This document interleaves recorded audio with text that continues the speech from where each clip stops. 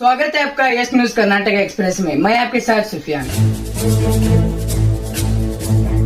ಅಧ್ಯಕ್ಷರೇ, ಮೊನ್ನೆ ನೀವೊಂದು ನಿರ್ಣಯ ಮಾಡಿದ್ರಿ, ನಮ್ಮ ಕರ ನಮ್ಮ. ಇವತ್ತು ಸಹ ಈ ಸದನದಲ್ಲಿ ಈ ಘಟನೆಯನ್ನ ಖಂಡಿಸಿ ಸರ್ವಾನುಮತದಿಂದ ಇನ್ನು ಮೇಲೆ ಕರ್ನಾಟಕದಲ್ಲಿ ನಾ ಮಾನ್ಯ ಮುಖ್ಯಮಂತ್ರಿಗಳಿಗೆ ಗೃಹ ಮಂತ್ರಿಗಳಿಗೆ ವಿನಂತಿ ಮಾಡ್ಕೋತೀನಿ, ಇಂತಹ ದೇಶದ್ರೋಹಿಗಳಿಗೆ, ದೇಶದ ಬಗ್ಗೆ ಮಾತನಾಡುವಂತವರು ಬೇರೆ ದೇಶವನ್ನ ಜೈಕಾರ ಹಾಕೋತನ್ನ ನಮ್ಮ ಸರ್ಕಾರ, ಕರ್ನಾಟಕ ಸರ್ಕಾರ ಯಾವುದೇ ರೀತಿಯಲ್ಲಿ ಅವಕಾಶ ಕೊಡು, ಅದನ್ನು ಸಮರ್ಥನೆ ಮಾಡ್ಕೊಂತದ್ದು ಯಾವುದೇ ಸಂದರ್ಭದಲ್ಲಿ ನಾ ಮಾನ್ಯ ಎಲ್ಲಾ ಶಾಸಕರ ಸಚಿವರಿಗೆ ವಿನಂತಿ ಮಾಡ್ಕೋತೀನಿ, ಇದು ಸಮರ್ಥನೆ ಮಾಡ್ಕೋದಲ್ಲ. ನೀವು ಹಿಂಗ್ ಸಮರ್ಥನೆ ಮಾಡ್ಕೋತ ಬಂದೇ ಲೋಕಸಭೆಯಲ್ಲಿ ವಿರೋಧ ಪಕ್ಷ ನಾಯಕ ಸ್ಥಾನಕ್ಕೂ ಅನರ್ಹರಾಗಿದ್ದೀರಿ. ರಾಜ್ಯಕ್ಕೆ ಬಿಟ್ಟು ಬಿಡಿ. 2024 ಈ ದೇಶದಲ್ಲಿ ಉಳಿದಿಲ್ಲ.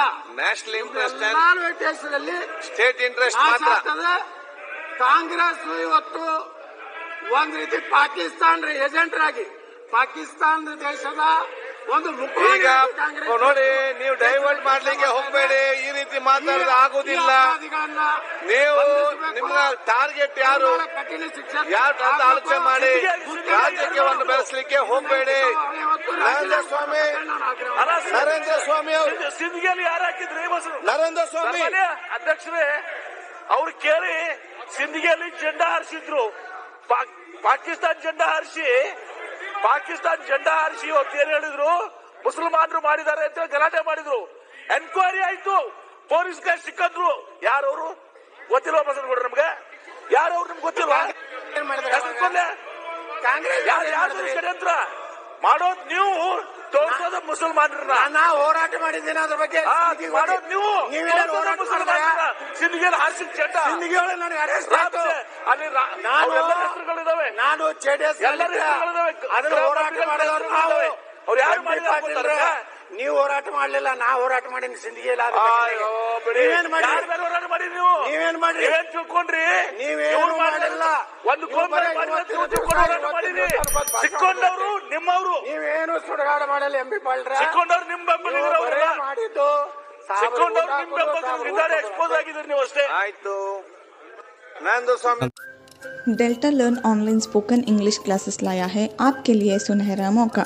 स्पोकन इंग्लिश आजकल न सिर्फ एक शौक है बल्कि अहम ज़रूरत बन चुका है। अगर आप लोग घर बैठे इंग्लिश सीखना चाहते हो तो अभी हमारे एक्सपर्ट से संपर्क करें 9972295999 और 8050828793। ಅಧ್ಯಕ್ಷರೇ, ಮೊನ್ನೆ ನೀವೊಂದು ನಿರ್ಣಯ ಮಾಡಿದ್ರಿ, ನಮ್ಮ ಕರ ನಮ್ಮ.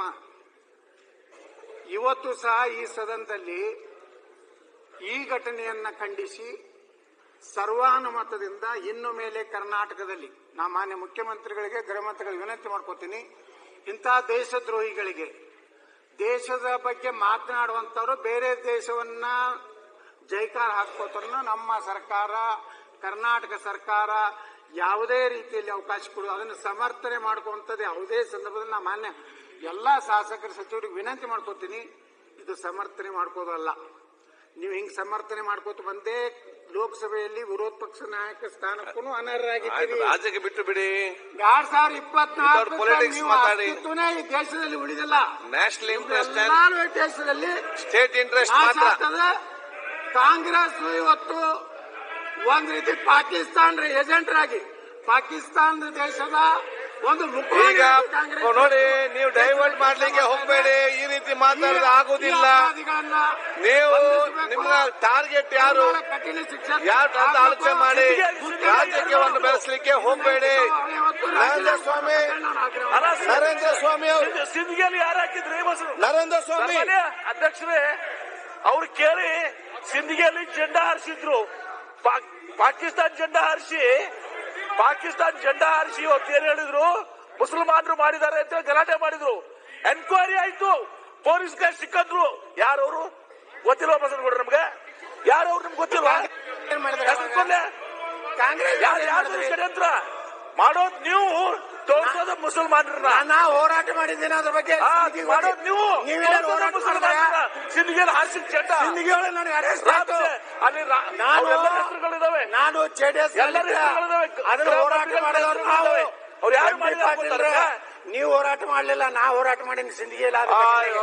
ನೀವೇನ್ ಮಾಡಿ ನೀವು ನೀವೇನ್ ಮಾಡಿ ನೀವೇನ್ ತಿಳ್ಕೊಂಡ್ರಿ? ನೀವೇನು ಮಾಡಿಲ್ಲ. ಒಂದು ಸಿಕ್ಕೊಂಡವ್ರು ನಿಮ್ಮವ್ರು, ನೀವೇನು ಸುಡುಗಾಡ ಮಾಡಲ್ಲ. ಎಂಬಿ ಪಾಲ್ರ ಸಿಕ್ಕೊಂಡವ್ರು ನಿಮ್ ಬೆಂಬಲಿಗರು ಮಾಡಿದ್ದು, ಸಿಕ್ಕೊಂಡವ್ರು ನಿಮ್ ಬೆಂಬಲಿಗರು ಎಕ್ಸ್ಪೋಸ್ ಆಗಿದ್ರಿ ನೀವು ಅಷ್ಟೇ. ಆಯ್ತು ನಂದು ಸ್ವಾಮಿ.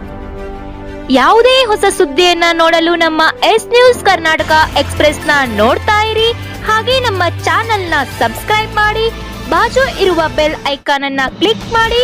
ಹಾಗೆ ನಮ್ಮ ಚಾನೆಲ್ ನ ಲೈಕ್ ಮಾಡಿ, ಶೇರ್ ಮಾಡಿ. ನಮ್ಮ ನಡೆ ಸತ್ಯದ ಕಡೆ.